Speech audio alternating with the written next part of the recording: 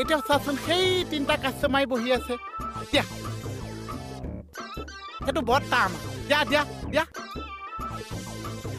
তাৰ বৰ্তা ছোৱালী তাই বহুত শকত দেখিছানে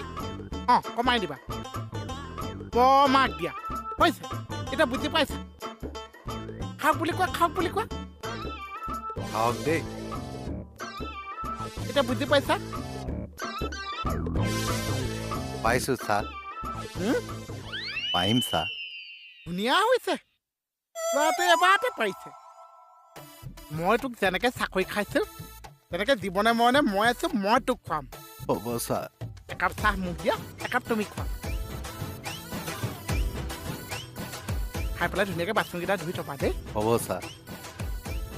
দুখ কৰিব নালাগিছে এতিয়া মোৰ লগত যে আছা কিমান পইচা ঘটিব পাৰিব চাবাচোন হেণ্ডছ আপ ছাৰ